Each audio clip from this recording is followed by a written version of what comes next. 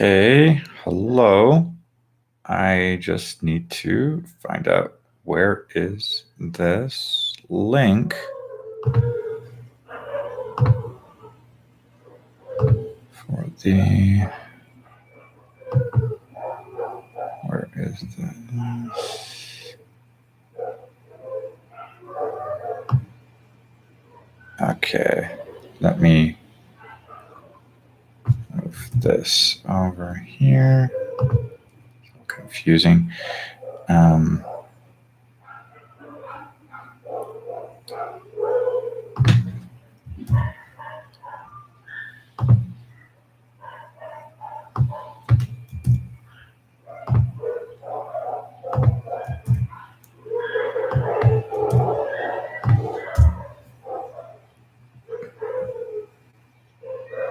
Okay, I can see that over here. So, okay, let me write this here.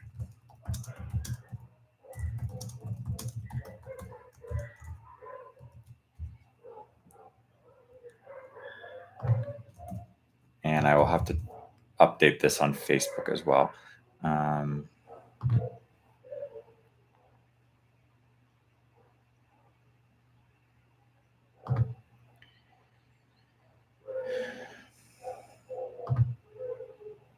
Okay.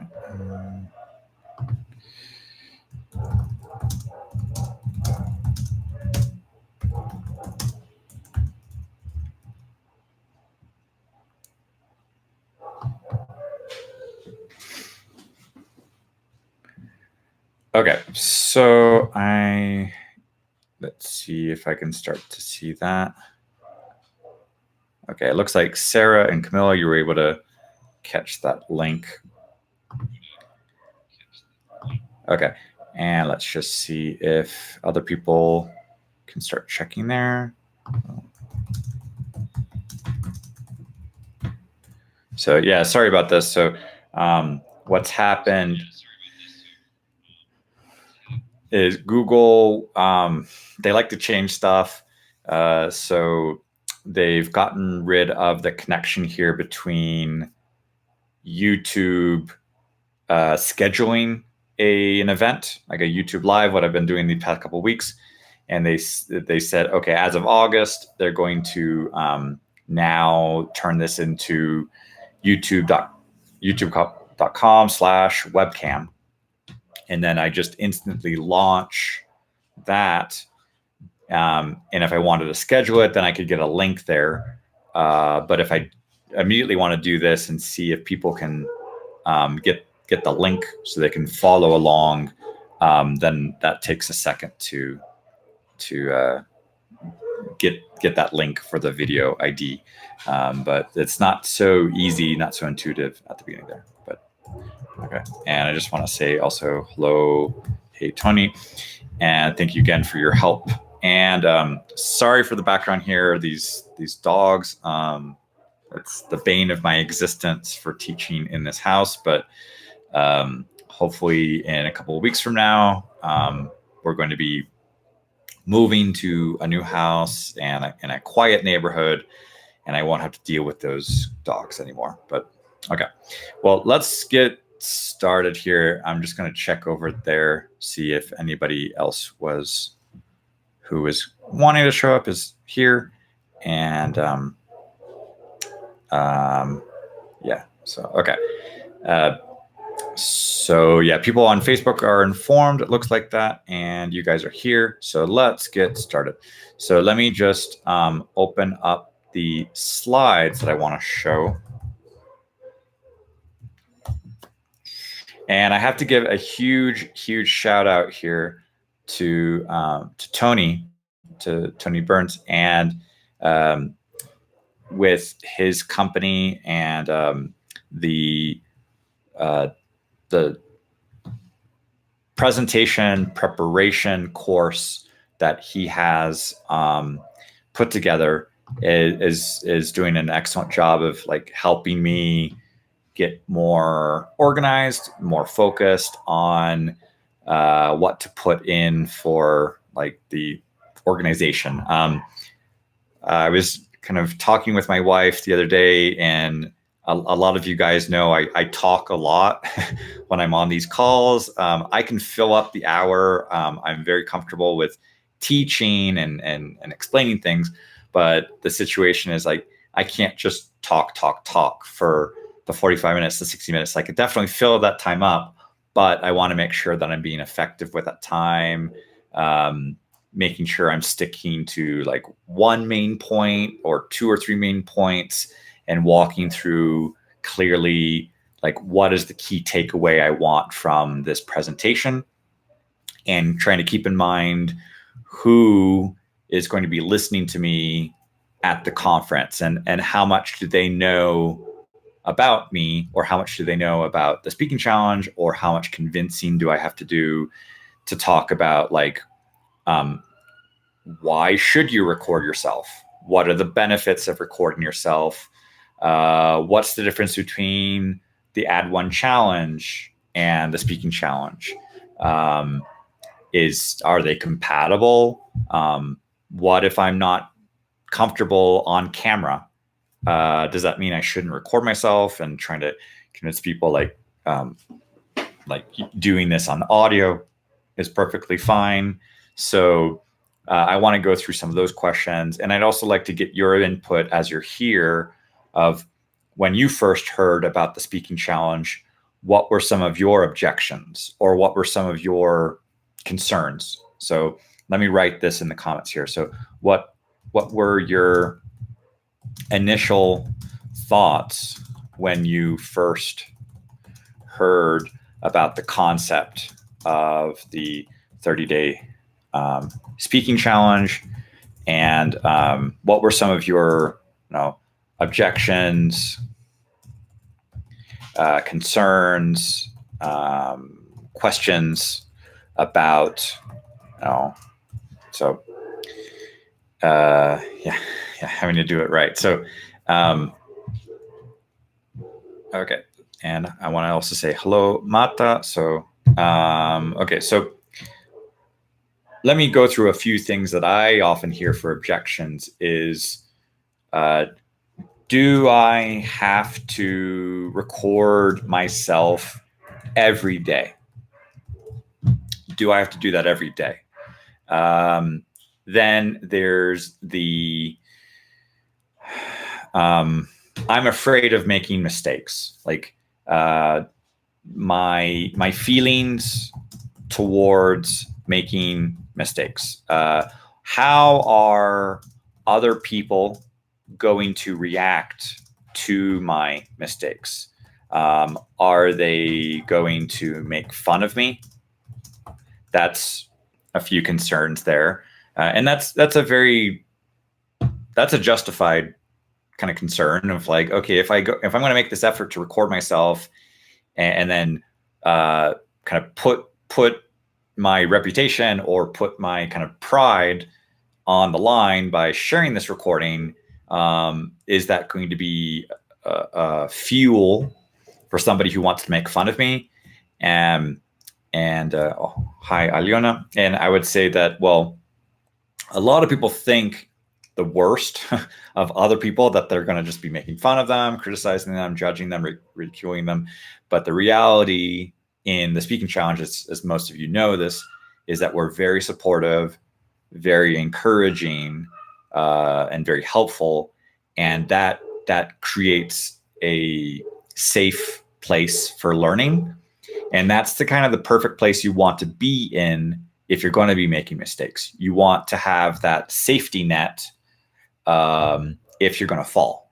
So like if you're looking at somebody in the circus or something, doing something up the trapeze or the high wire, they have a net. So if they fall, somebody's there to catch them. And I've seen in kind of team building exercises that you get somebody who steps up on a chair, like they kind of put their arms like this, they lean back, and they're trusting that people behind them are going to catch them. So that I think is a really important part of the community. And getting people to feel comfortable making those recordings because they know there's a safety net, and you can trust the people that you're not going to fall, you're not going to be kind of criticized. So, and yeah, Sarah mentioned here this, not feeling ready. That's a very good point there of not feeling ready, or this afraid of making mistakes, sounding stupid. Okay, that's why I started participating with my strongest target language first. Okay, the being prepared, that's a very good one, because a lot of things, I've seen this in my own business where I'm not ready yet. My website, the payment portal, the social media, the YouTube channel, the Instagram channel, the blog post, and all this. Like, there's all of these things where if you let it stop you or become an obstacle, there's this sense of I'm not ready yet, I'm not ready yet, I'm not ready yet, and that'll just delay the whole process. And for the language learning, that definitely turns into procrastination. So a lot of students will focus on the other skills first: reading, writing, listening, expanding the vocabulary, working on grammar. And then that just kind of spirals into, well, I'm still not ready yet, so I'm not going to practice speaking. And that creates just a long sense of, well, I'm not ready yet, I'm uncomfortable speaking, so I'm not going to speak. And then that just kind of goes in a circle. So that is definitely something that can, that sense of readiness. And I would say it's the opposite. It's the more you speak, then you get ready. So it's test yourself, see where your deficiencies are, where your weaknesses are, and then fix them.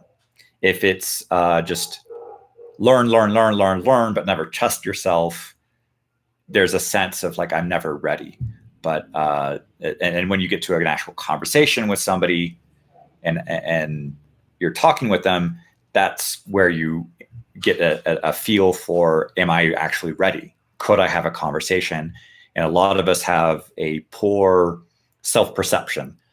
We usually think we're not capable or not ready until we get into that situation and actually test ourselves.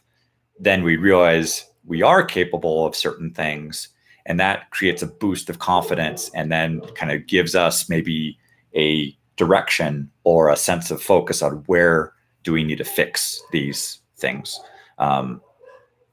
So yeah, the readiness, that's definitely something that can hold people back.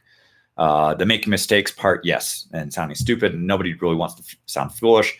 I mentioned in the Facebook group that I can easily name lots of politicians who sound foolish in their native language.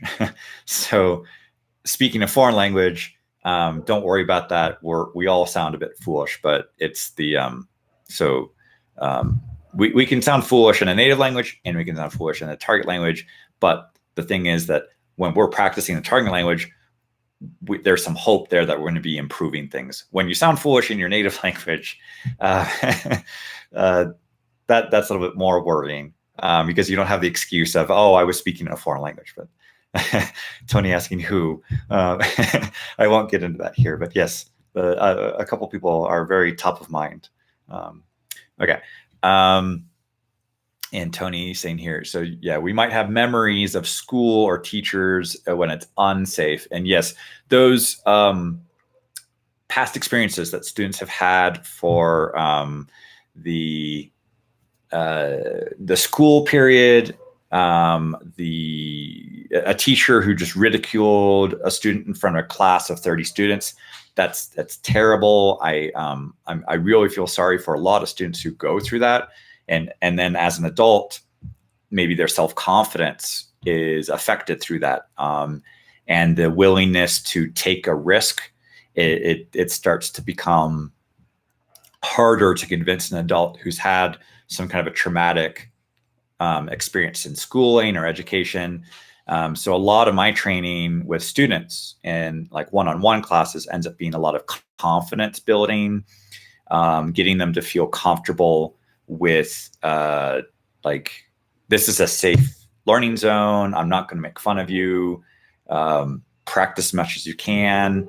I believe in you. So there's a lot of the confidence building, more than the grammar, the vocabulary, the pronunciation. A lot of it is just kind of, you can do this. You have what it takes. Trust yourself. Let's do this, and let's try to get past some of those negative experiences. So those are some some initial obstacles that would stop people from wanting to get started in the first place with the speaking. And getting into those memories. And Sarah saying, like, now I have no problem making a recording in a language I barely know, but I still play it safe. Yeah, you kind of play it safe. That's normal, until you get more comfortable and more familiar with the language. Camilla, my initial thought, making a perfect audio, so recording many times before pasting it in Google Documents. So that's common. And I know a lot of people on social media who they kind of go through that process of, especially on like Instagram or on YouTube, where they want that perfect picture, they want that perfect video. And the problem sometimes is the people don't quite come across as, well, at least on social media, like genuine, authentic, that you can connect with, because they're hiding their imperfections. They're no longer a person. They're no longer a human who makes mistakes. And a lot of times that human connection is when somebody kind of lets their guard down and just go like, okay, this is me without the makeup. Okay, this is me without the mask. This is me making mistakes. I'm human. Do you accept me for who I am? And I think a lot of people want that human connection. They want to know, like, other people are struggling with language learning just like I am. A lot of people, they might feel bad about themselves actually if they're surrounded by perfect students. So if we're all creating a perfect recording where nobody makes mistakes, we might be creating this unreal or unrealistic image. And then actually how other people might react to that is they could actually feel bad about themselves, going, well, so-and-so doesn't make any mistakes. So-and-so's intonation is perfect. So-and-so's has the best vocabulary. What's wrong with me? Which is an unfortunate side effect of some of these recordings or videos sometimes that are out there, because it can give other people a bad self-image. And however, on the opposite, when somebody is willing to share their mistakes, share if they said something wrong, it's more endearing. It also allows other people to feel comfortable with their mistakes and saying like, okay, if this person is comfortable with their mistakes and sharing it publicly, you know what? I'm going to do the same, and I'm going to feel good about myself and just get it out there and kind of get it off my shoulders, get it off my chest. And I'm willing to kind of make improvements and do stuff with that. So I would say it's even better here to get comfortable with sharing those mistakes and not looking for the perfect. We need, as Tony is saying here, we need those blooper reels for those, like at the end of the movie where you can kind of let the hair down. Here's the mistake. And sometimes those things become funny anecdotes. I have lots of those little things here. I know in French, going into offices in Paris and them asking me like, okay, who gave you that information? And I'd say, la madame là-bas. And that would definitely make me sound like a 4-year-old in French, because you don't use the ma, like my, when you're referring to a woman. You say like the lady over there. You don't say the my lady over there. However, for some reason with the man, the monsieur, like the sir, you do say, le monsieur. But I didn't know that. So I was that silly foreigner who didn't realize that mistake I was making. Now I remember it. but I can hear it now as I'm much more experienced. But in the moment, you just make the mistake and you move on. And I would say the biggest part of the mistakes, it's not so much the mistake itself, it's how you react to making the mistake. Do you let that become an obstacle and it stops you from making progress? Or do you just kind of brush it off and keep going? So mistakes are not the problem. It's the mindset regarding the mistake. It's what you do with it. If you were a boxer and you get hit, because you're going to get hit as a boxer, and you get knocked down, do you stay down and you lose the game or lose the match or the fight? Or do you get back up? So if you fall as a boxer, that's not the end of the world. It's do you stay down? Then it's a problem. If you get back up again, that's part of that experience. So it's what do you do next after mistake?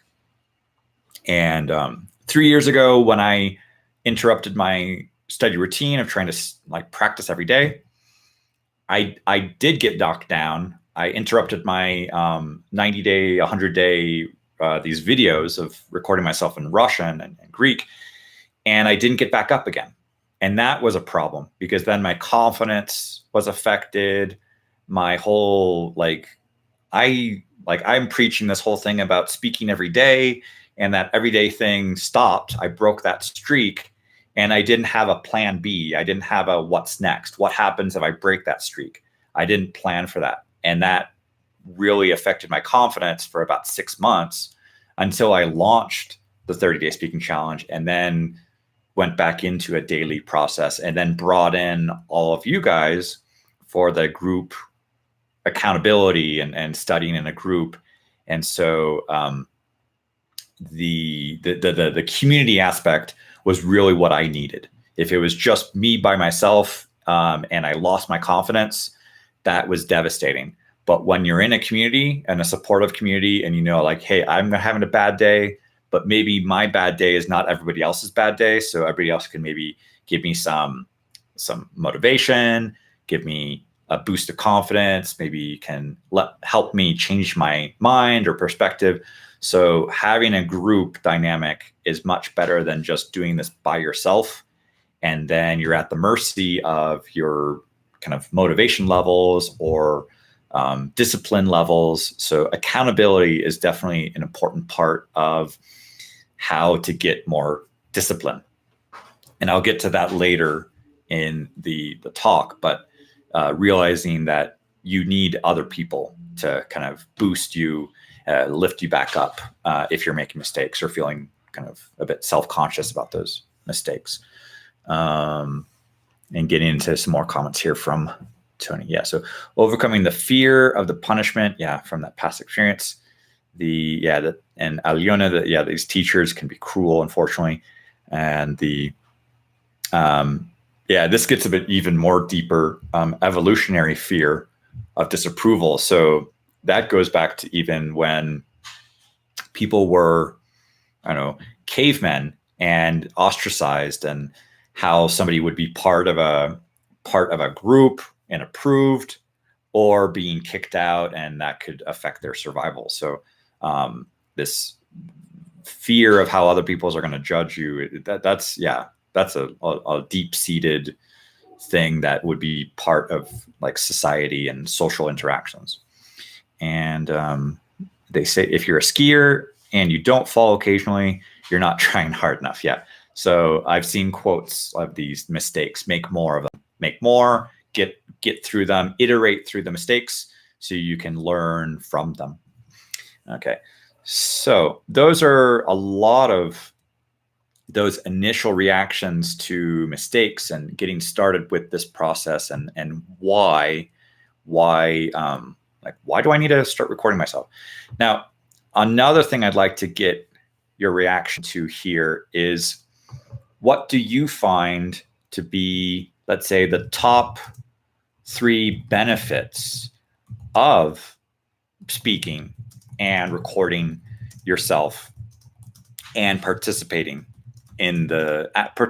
actively in the challenge? So we've talked about some of these obstacles for getting started, and these are some really deep ones and some really good ones. I'd like to see what are some of these benefits, these like top 3 that you've perceived on, like, if I'm going to go through that process, making mistakes, exposing myself, putting myself out there, what do you feel are a lot of these benefits? Tony's saying here, I uncover the vocab that I want to use that I don't have. You're kind of testing these weak points. There's a scene in Jurassic Park, the original one, where they visit the Velociraptor, the pen, and the warden, the game warden, he's talking about how intelligent the raptors are because they're testing the electrified fence for weaknesses. And what he says is that they don't attack the same place twice.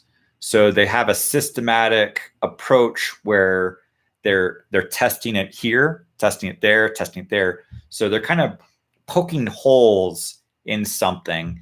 And I would also compare that to maybe like a car manufacturer doing a crash test on its vehicle and to see how that car would react in the worst kind of accident possible, and then adjusting and making improvements to that model. So I would say a lot of what we're doing with our speaking on a variety of topics, and not always the same topic or not always easy topics, is we are poking holes in our language skills, and we're testing to see where is it weak. And if it's weak, then we fill that hole. There's a French expression when I used to teach in Paris, which was the lacune, or combler des lacunes, and that is to kind of fill in the gaps. So that was something that we had to write on our reports when we would do a first assessment of a new student, and to say that they know the language, they can more or less express themselves, but there are gaps in their knowledge. So some of our initial report or our recommendations would be like, okay, let's fill in the gaps over here on grammar. Let's fill in the gaps here on vocabulary, and just keep testing this to make their language skills more robust, and that they could perform.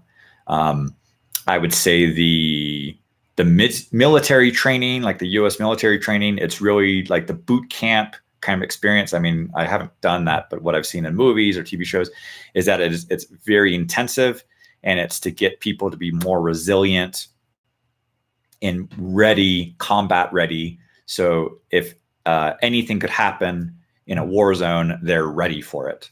They wouldn't be caught off guard. They would have some strategy or some way to react. And then those strategies would also be trained into them to the point that they don't think about it, they react. And they react kind of intuitively, because you need split-second reactions and decisions in a war zone or a highly stressful situation. Language learning should not be so stressful, but sometimes the anxiety, the stress, I mean, I help a lot of people for the exam preparation, but as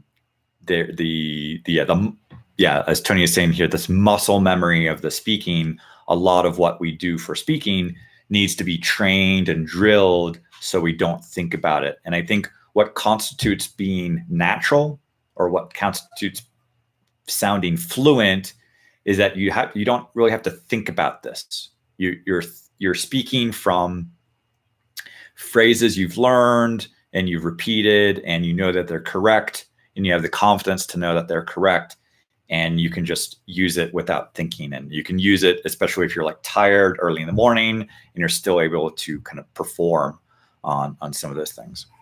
So with Camilla, one thing that motivates me a lot in the initial months was listening to several different accents of my target language. Yeah, so you kind of create a model. What kind of, let's say for English, what kind of English is it that you would like to emulate or mimic? So So yeah, that's for like a little bit of the input there of kind of defining what your goals are or what style or accent you want to work on. So I think that would be part of this preparation process of if you just jump straight into the speaking, but you don't have any goals, that could affect the performance there. So I do need to look into that of the what are a person's goals? Why do they want to start speaking? Why do they want to practice that skill? So these benefits, yeah, Tony's saying, yeah, I uncover the vocabulary that I want to use and that I don't have. Sarah, yeah, analyzing your current level.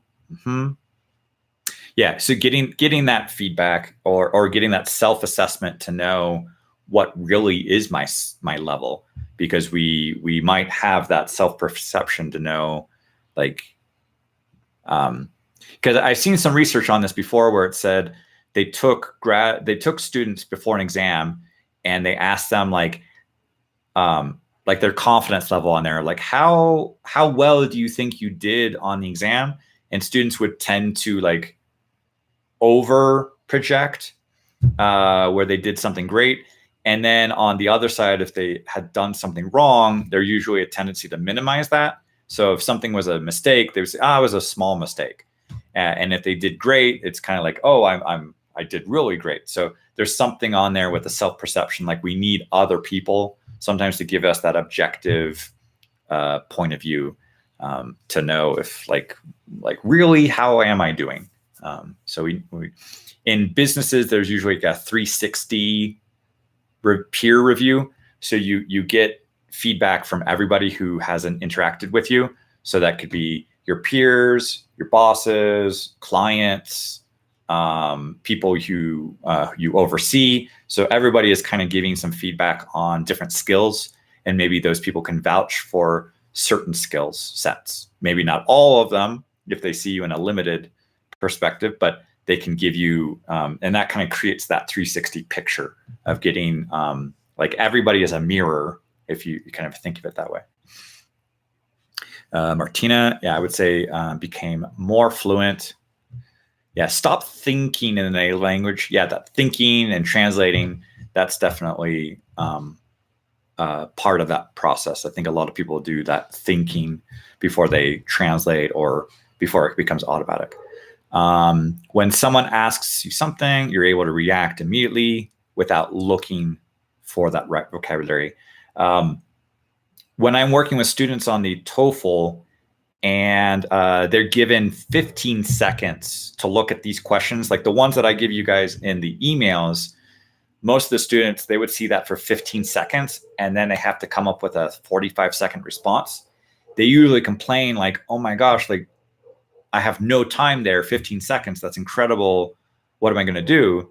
And then to drive home the point that 15 seconds is actually a lot of time, I tell them like, okay, you see somebody on Monday and they ask you, okay, how was your weekend? They're not going to say, okay, here's your pencil and paper. How was your weekend? Prepare some notes. Here's 15 seconds. Get ready. Okay, 15 seconds is up. Now tell me, how was your weekend? And suddenly in that case, like in a conversation, you wouldn't expect 15 seconds, 20 seconds to prepare your thoughts. You're expected to react immediately. So finding vocabulary words, it's not necessarily about finding the perfect words or the perfect sentences, but just, being comfortable with what you have and being able to express yourself with that. So, and on the other side with these emails that I send, I really want all of you to kind of not feel that like, I don't know what to say, or there's not a lot of time here to prepare. So like, I want to really give you a lot of like 24 hours or almost 48 hours sometimes notice so you can prepare or gather your thoughts for that. But yeah, being able to react immediately, that's important. Like in a conversation. For these monologues, it's yourself, you're talking to the microphone or the video. So there isn't quite that waiting, the other person waiting for you to finish your thought there. These other benefits. So Sarah saying, yeah, learning from others and learning with others. Yeah, the community part is a big aspect of this. And I got looking for Tony. Yeah, improving accents. Okay. And I guess the benefit of recording is that if it's a disaster, I don't have to publish it. Okay. Yeah. It's easier than speaking live to people. Yeah. So you do, yeah, the recordings could feel like a safety net. And that is definitely true because when I was first getting started with the concept of the kind of this daily speaking, daily recording myself, before I was tracking this obviously with recordings, but at the start of that period, I was getting feedback from some native speakers and language exchange partners that my grammar had a lot of mistakes. My vocabulary was rather limited. My pronunciation was shaky, and my self-confidence was also very shaky. So through these recordings, I feel that I was testing where I needed to kind of get better at certain things, drill it, so I could know that I was right. And then from being right, then I could then know that I was right and use it and have that confidence. And I would make the analogy that those daily practices, recordings, was like when I first needed to switch from a automatic car to a manual stick shift car, because I needed to go to like a quiet neighborhood or an empty parking lot so that I could get familiar with how the car worked, go in circles, get comfortable with it. And then when I felt ready, I could then go back into heavy traffic. And I would compare that to speaking by yourself with these recordings, is kind of going in those circles in a quiet neighborhood or an empty parking lot, so you can get familiar with the mechanics of how that car works and the pedals, and so you're not making that big risk of running over a pedestrian, or the motor turns off because you did the pedals wrong and it's a green light and people are honking behind you and everybody's getting angry and you're getting in a stressful situation. So you try to avoid that by being in a quiet neighborhood or an empty parking lot, so that doesn't happen when you do get to the street light and it does turn green and you go. So these recordings, I feel like it was similar to that, where you're testing the car or getting used to the car, the mechanics of it. And then when you feel ready, then you go into the traffic, which would be like having that conversation with a native speaker or traveling to that country or the city where that language is spoken. And then you have that interaction and it's your green light, and you don't want the car to stall. You want to be able to speak. You don't want to get tongue tied.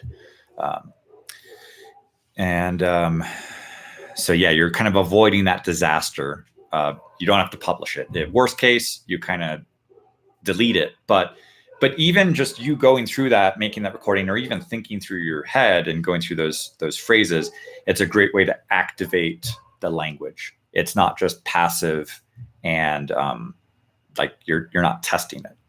So, and hi, Roberta, great to have you join us here. So, and I said, yeah, trying to be comfortable with what you have, yeah, with our vocabulary and not seeking to find the perfect words. So yes, thank you for kind of rephrasing that. So yeah, be comfortable with what you have, do the best with that. And that also actually reminds me a little bit of a scene from Saving Private Ryan, where they need a translator, and they get a new recruit who really has barely any military training, because he's probably not going to be so much in a dangerous situation, because they need him as a translator. They don't need him using the gun and all this stuff. So he wants to take all of his equipment, like it's this huge thing, And the character, the Tom Hanks, the major, he knows exactly what this guy needs. He doesn't need all of this heavy equipment because they need to be light, they need to be mobile. So he's basically saying, like, you need this, you need that, you need that. That's enough. Let's go. And somebody else who is brand new and like a language learner as well, who's brand new, is probably going to buy, okay, I got all of these books. Okay, yeah, I'm ready to speak now. Let's go. And usually having all that stuff is kind of probably holding you back, and you're not going to be so mobile in order to realize, well, I probably have enough here. I don't need all of this stuff, books and the apps and the this and the that, to be able to have a conversation with somebody. And also it would be a bit distracting in a conversation of, because I've had lessons like that where the students are, and then like they're on Google Translate, they look that word up, and then they throw that word away. It's kind of like a disposable razor. They just throw it away. They don't actually keep it or hold on to their notes. And then they go to say something else. They look at Google Translate. They're looking it up. They finish that sentence. And we don't actually have a conversation because they're just interrupting themselves to look up these little words. And it's kind of like a car trip where we're going to go away for the weekend, but I need this. Wait, no, we don't actually need that. But no, wait, let's go back. I need to go get that. Or so it's constantly stopping, interrupting. Like, we don't have everything. I used to be like that when the kids were first born, and having the diaper bag was just stuffed with everything. My wife used to make fun of me because there was like 50,000 diapers, 10 changes of clothes, 5 burping, like 3 bottles. And it's like, we're just going out for 2 hours. And I would have like the biggest survival kit of a new dad, and realizing like that was just ridiculous. Like, and when my kids got older, I'd be like, oh, okay, here's one diaper, 1 bottle, 1 change of clothes. That's enough. Let's go. So with the language learning and the speaking, it isn't necessarily we need to be like have all of these things. We just need to realize like what we have here is probably enough to get us started. So we don't need everything to be perfect. We just need the minimum to get started. And then once we get started, then we'll learn other things along the way. It's to be more mobile, or ready to deploy, I guess. It's not that you need to be like, for speaking practice, you don't need to be combat ready. You just need to be kind of ready mentally to engage and practice, and comfortable with making a mistake and adapting to that situation. And here the Camilla, speaking spontaneously, the making my target language part of your daily life. So it's not necessarily looking for that 25th hour. It's how do you do multiple things. So Camilla, I like what you've said before about being able to maybe do household chores and listen to a podcast. So like multitasking is a good way there to get the language learning in there. And so the speaking, as you do more and more speaking, it gets easier and easier. With my children, my daughter is actively practicing her English. She does make a huge effort to engage me in English. And I'm giving her a lot of this positive encouragement to say like, yeah, you're doing a great job. She's like, I speak well, Daddy, don't I? I'm like, yes, you do.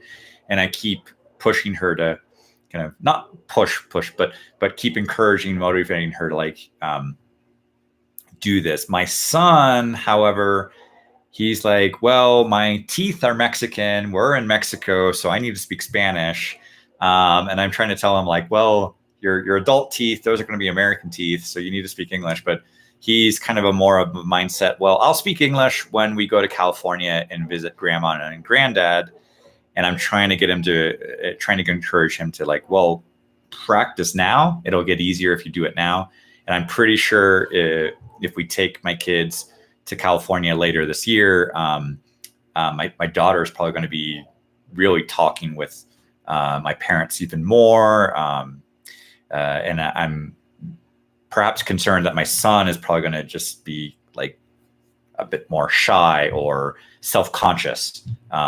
Even though he's a 6-year-old, almost 7-year-old, he doesn't really want to make mistakes with his English.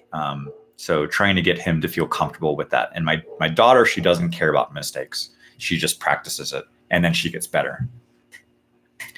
And forcing yourself to think in the target language. And Tony, knowing a word or phrase is different from being able to say that word. Yeah. The passive knowledge is one thing for the reading and listening. It's not always the same as the active. So we need to test the active if we want to make sure that we'll be able to use that later. Okay. And we communicate in our target language by speaking. So you have to practice the speaking. Yeah, definitely great points there. And Tony, again, I passed French with good marks, but I was good at reading and writing. When I went to France, I found out I was crap at speaking and awful at listening. So it's that actual practice where maybe in the school, in the classroom, we might be able to some of those passive, the reading, the writing, or we're kind of silent, but the listening, speaking, in some cases, those skills may not always be tested enough. But fortunately, online here, with the speaking challenge, I mean, that actually ends up being like a huge database of recordings for listening practice. So I've tried to figure out some ways where I could maybe partner with somebody who, like a teacher who was wondering like, well, what kind of mistakes are students actually making? So not theoretically, but by having all these recordings here, you can see like, what do students actually need? So this could actually be a database of listening practice, especially getting used to other people's accents in English, because English as an international language, there's more of you as like non-native English speakers than there are of me as an English speaker. So even for me, I need to get used to listening to other accents. And luckily, sometimes when I get used to listening to those accents, I then open up a new market for teaching students. So for a while ago, maybe I wasn't in so much contact with Portuguese speakers from Brazil, but now I've gotten a chance to interact with a lot of you through the Speaking Challenge, and I have students now from Brazil who are taking the TOEFL, and I'm much more familiar with the accent and the specific needs for those students. I'm a better teacher because I'm getting exposed to so many more accents. And I would say for somebody who wants to travel or do business around the world, listening to all these recordings in English is a good way to actually hear those accents or get used to them. So in that respect, the Speaking Challenge, these Google Documents where you have all these audio recording links, it's also a great resource for listening practice. So I think we haven't really tapped into that potential so much, but first we want to get people to practice speaking and try to get them their feedback. But it's also a great place for listening practice and also listening to other people with the same topic. How are other people reacting to that question? So I definitely listen to people who are more advanced in Russian than me and try to see what vocabulary words do they know. Maybe they know some expressions that might activate something that I had passively learned, and I realized that somebody else is using that actively.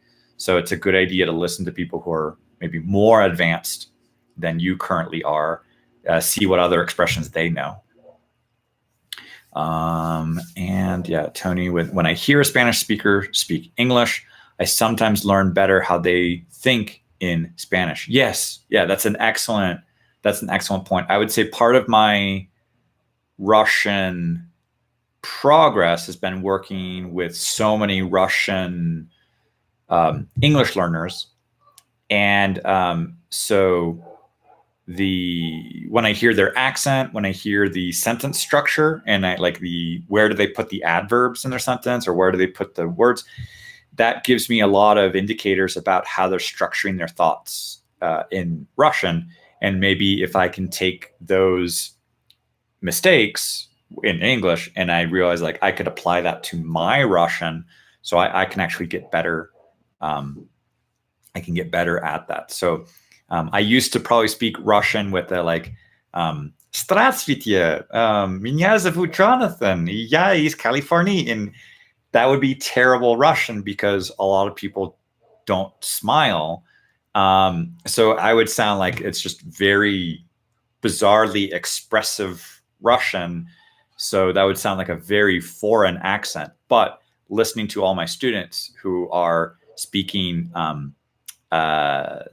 speaking English with their Russian accent, and realize like, okay, a lot of them are not smiling. They're not as expressive when they're speaking. So I try to apply that with my Russian. And now it's just these, Здравствуйте, меня зовут Jonathan, я из Калифорнии, очень приятно. And like there, I have created some kind of alter ego from Russia, because I feel like I've just taken all these little observations from all these students that I've worked with, or little characters I've seen in movies or TV shows and things, and just put that all into that accent. And it's much, much more, I know, authentic. I get a lot of comments from native speakers saying like, wow, how did you do that? And I guess it's a lot of observation, a lot of observation, and listening to the things on the pronunciation, the what's going on with the voice, the body language, and also these structures on how that language is phrasing. So I think it is great to be interacting with, if you are swapping English and Spanish, how would that kind of help you with the kind of English and Spanish? How could you observe that for improving your Spanish? Yeah. Spanish, yeah, speaking Spanish like Clint Eastwood. Okay. And yeah, hi, Carol. Don't worry about the oversleeping here. So we're going through a lot of these talking points and things that I'm looking into for the presentation. I'm doing a lot of like thinking out loud here, but kind of getting a lot of your interaction as well here to know what were some obstacles before starting the speaking challenge, of like fear of mistakes, fear of how other people might react. And then looking at some of these benefits of some of it is being able to think in the target language. Some of it is the reaction. It's the getting comfortable with knowing enough to get by, to get started. So those are some of these benefits as well. And just looking over here as well. So those are, a few things on there. And another thing I'd like to get in here, wrapping this up soon, because I do just double checking how much time we've got left, but the discipline aspect. So we know some of these obstacles, some of these reasons why people might not want to make those recordings or not share those recordings, and then realizing that there are benefits of making those recordings and getting feedback, or these somewhat like other connected ways to improve the language learning as a through testing yourself, exposing yourself to a variety of topics. Now, the other part is sticking with it.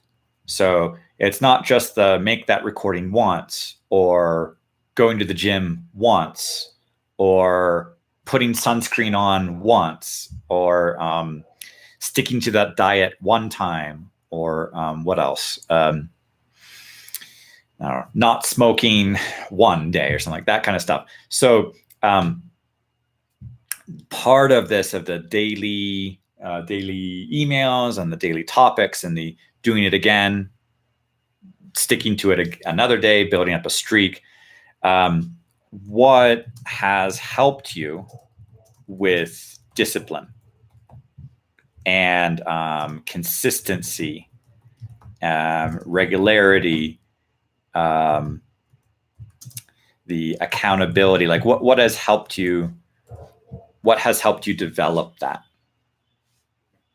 What has helped you with this discipline, the staying consistent, the being regular, practicing regularly, accountability? What has helped you achieve that? And within the context of the speaking challenge, like what has helped you the most?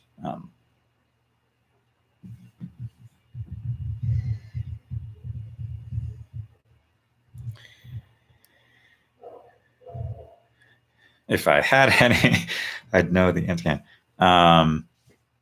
So yeah, one of the things that I've heard from a lot of people is that the emails are a friendly reminder.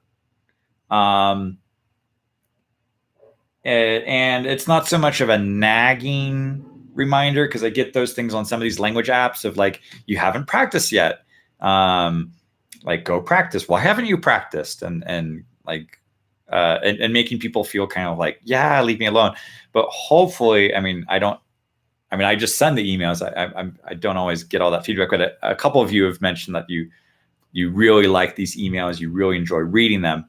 So I try to get that to be an encouragement to like, hey, let's practice, or let's look at something new, or let's go at it again. So it's more of a positive kind of push forward, and not so much of like, did you do it yet? Did you do it yet? Have you yet? Like that gets kind of annoying and nagging. So getting those positive, gentle reminders, I think is good for that. I need to get better at the timing, because I mean, as you might see on the times that these emails arrive, I might be going to bed late and all that stuff. So so on here as well with Alyona, I always wanted to ask how Russian language sounds to a native English speaker. Yeah, I mean, is it melodic? Is it rough? So yeah, just wonder. Yeah, so for the Russian accent, in English it's usually a bit more flat, and I'm used to people, and people have been very friendly, but some people also say it's a bit kind of perhaps harsh, perhaps rude, perhaps. There's even a comedian who in New York said he fakes a Russian accent so people will leave him alone. And I think there's part of his sketch where he says something like, if somebody's like, hey man, you know what neighborhood you in? Like, and then he'll react to going like, you think this is tough neighborhood? You should see where I come from. And the people will kind of like leave him alone, and they'll get kind of scared, and they're like, no, yeah, I don't want any problems. You go about your business. It's almost like the Star Wars of, these are not the droids you're looking for. They just kind of walk away and leave him alone if he fakes a Russian accent or something. So in that respect, that could get some respect on. Don't mess with that person. But yeah, but that's a little bit on that part there. So let's see. Also, so report it. Yeah, this is my weakest point. Yeah, perhaps that consistency. 1 month helped me a lot to have a partner. He used to listen to my recording, leave feedback, and I used to do the same. So yeah, swapping, that helps. And it's not always easy to find that partner. And Sarah, in the first year, I didn't want to break my streak. That helped a lot. After that, I took it a bit easier. I lost that motivation for being consistent. Okay. So yeah, finding the balance there for the consistency, the streak, being gentle with maybe if you break a streak or something. Okay. And Carol, I haven't posted, but once, July. Yeah, I love the emails. Okay, thank you. I really appreciate that. And they're definitely a thought-provoking vehicle, and I like reading your thoughts about things, inspiration. Thank you very much. I appreciate that. And even if I don't post, I give a lot of thought in the target language to formulating what I would say. So it's at least practice, if not, the oral part. So, and they are a gentle reminder. So, okay, good. Yeah, I'm happy to find that kind of the balance there on there. And Martina, I'm still struggling with, the discipline, regularity, even though it is crucial when I want to succeed. So, and Camilla, the flexibility of the challenge makes me have consistency. So for me nowadays, it's a normal routine to record myself every day. If I don't record, it's like I missed something. Okay. Yeah. The flexibility part, I think, is something I really want to get in there, because I know I'm trying to break down as many obstacles as possible. And one of them I know is like, okay, I don't have anything to talk about. Okay, so here I'll give you something to talk about. The topic is too hard. Okay, you can adapt it, make it easier. The topic was boring, it wasn't interesting enough. Okay, let's change it. So how could I propose alternatives? So I ask all of you, give me 5 questions, and then we pool all that together. Once we know after about a week who's actually actively participating here, and once they get used to some of the tech and how the program works, then let's see, okay, you're ready for something new. Okay, let's take all your questions and then hold on to those questions so you have alternatives. What else? I was busy today. Okay, well, there isn't exactly a deadline. You can submit this tomorrow, but you know what? If you broke a streak, that's not the end of the world. Come back tomorrow, start fresh, and move on. So a lot of people, I think, they would say, okay, I failed once, so it's a wasted month. And I'm not sure how your boss would react at work if you said like, okay, I made one mistake today. Okay, I'm fired. Or it's like, okay, August is going to be a non-productive month. Okay, I'll be back in September. It's like, no. There's still 4 more weeks. Like, there's still more opportunities for you to practice. So the flexibility, I think, in there of if there's a mistake, come back tomorrow. Do something new. So if you're busy, everybody's busy. So there's lots of tips and advice of how can you do these 2 things at the same time. You could maybe on your phone while you're walking in the park, or while you're walking for commuting. That part. The feedback part, that is definitely, I would say, our biggest challenge here. Not everybody gets it. I mean, not everybody receives it. And then sometimes it's like the mistake. Like, what happens when you make the mistake? Do you let that mistake affect your performance, or do you keep going? And I think sometimes on the feedback or lack of feedback, do you let that affect your performance? And I'd have to say, like, okay, some people, when I ask at the end of the month, how do you feel about feedback? Sometimes they say like, well, it was kind of like the cherry on the top of the cake, or it's a nice bonus if you get it, but maybe it's not the only way to know if you're improving. Sometimes it's the conversations with the native speakers and conversations with language partners that kind of give you this impression like, wow, you are making progress. Or like with Camilla, like you said here, if you don't do it, then you kind of feel like something's missing. Sometimes for me with my Russian recordings, like I do day 1 after I had a couple ups and downs throughout the month, and I was like, wow, okay, that day 1 recording was really rusty. I need to practice more. So it's kind of like going to the gym after a while, after a couple of days off. There's also a great quote from the violinist, I think Sasha Heifetz, and he said, if I don't practice for a day, I notice it. If I don't practice for 2 days, my critics know it. And if I don't practice for 3 days, the public knows it. So it's a way of saying like he has to keep practicing and being at the top of his game. Otherwise, he notices it, the critics know it, and the audience knows it. So it's a way to keep practicing on there.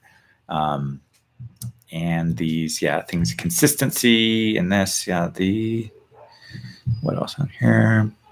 Yeah, Roberta agreeing with Carol about the email. So thank you very much. I appreciate that. And the Tony, again, the positive feedback. Any feedback is motivating to keep going. And again, with Tony, so when I form an informal partnership, kind of Spanish speaking, learning English, that's motivating. Yeah, that's a great way to find a partner there. And but not getting feedback, that is a little bit of a challenge, because you don't know if you're like with a compass, am I going in the right direction or am I getting off course? So feedback is important there. And we've constantly gone back and forth with how to deal with too much feedback, no feedback, not enough. And then what do people actually do with that feedback? Do they actually listen to it? Do they read it? Are they overwhelmed with too many comments? So that's another thing, is like, okay, we gave you all this feedback, then what did you do with it? So some people even say like, well, I didn't have time to check the feedback. So there's sometimes complaints on like no feedback, and then lots of feedback, and then too much feedback, and then not doing anything with the feedback. So it's finding this balance on what's enough, what really is the purpose of needing to get feedback. Is it to eradicate mistakes? Is it to boost confidence? Is it to keep you going? Is it to point you in the right direction? So each person has some different needs on there. And I can't control everything. So it's just, there's a platform here, and trying to figure out what can we help for everybody. And when people don't react to my feedback at all, I lose the motivation to give feedback. Yeah, I definitely want to say thank you, Sarah, for a lot of the feedback that you give people generously on those German documents. And it is a little tricky to know what are they doing with that, or at least saying thank you. Thank you for the feedback. I think that I think that's a minimum gesture we can do, because if people are making the time, one, to listen, two, take some notes and actually write that down, that's actually a time consideration that somebody is kind of generously given to other participants. So the least we can do is say thank you for that, and appreciate that. So, and as Carol is saying, I like the feedback. I should always be more diligent and checking, but kind of forgetting that they're there. And I really appreciate it when someone offers feedback. I know how much effort it takes because they have done that. So great. And so these are a lot of great comments here that are really helping me with preparing for this. So you guys are getting a lot of kind of a sneak peek of what's going in my head for preparing for this, and what am I going to keep, what I'm going to focus on for these details to keep in there. And I think, and Sarah again, I think giving feedback is also beneficial for learning more about my own language. Yeah, there is that teaching aspect, reflecting on some of those things. And for Tony, something we need to manage for ourselves, how we react to whatever feedback we get or don't get. Yeah, so that's another part of the challenge there.